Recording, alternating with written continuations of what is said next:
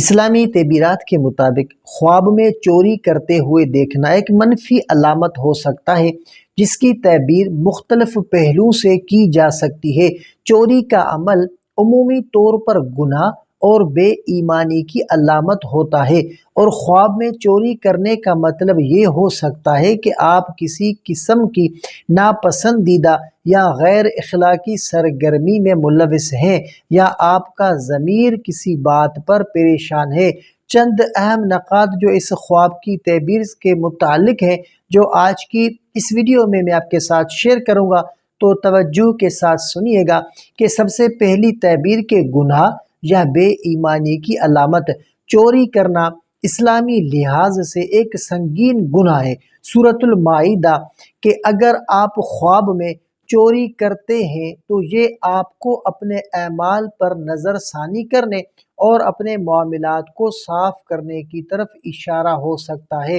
اور دوسری تعبیر کے دنیوی خواہشات، یہ خواب آپ کی دنیاوی خواہشات یا اس بات کی نشاندہی بھی کر سکتا ہے کہ آپ غیر قانونی یا ناجائز ذرائع سے فائدہ اٹھانے کی کوشش کر رہے ہیں، یا آپ کا دل کسی مادی چیز کے پیچھے بے چین ہے۔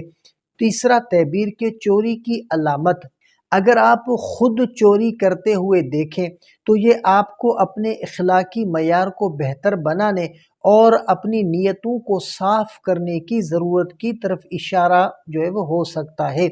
اگر خواب میں آپ نے کسی کا مال چوری کیا ہے تو یہ ہو سکتا ہے کہ آپ کا دل اس بات سے پریشان ہو کہ آپ نے کسی کے حقوق کو پامال کیا ہے۔ چوتھا تعبیر کے فکر اور ضمیر کی پریشانی، بعض اوقات یہ خواب آپ کے ضمیر کی آواز ہو سکتا ہے کہ جو آپ کو کسی گناہ یا غلط عمل کے بارے میں آگاہ کرتا ہے جس پر آپ نے دھیان نہیں دیا۔ معاشرتی تعلقات، چوری کے خواب کا یہ بھی مطلب ہو سکتا ہے کہ آپ کو اپنے تعلقات میں کسی قسم کی بے ایمانی یا دھوکہ دہی کی فکر ہو، یا آپ کسی کے ساتھ بے وفائی کر رہے ہوں۔ اختتاماً، اسلامی تعلیمات میں خواب کا تعلق انسان کے ضمیر اور اس کے اعمال سے ہے، اور یہ خواب آپ کو اپنی زندگی کے کسی گوشے پر غور کرنے کی دعوت دے سکتا ہے۔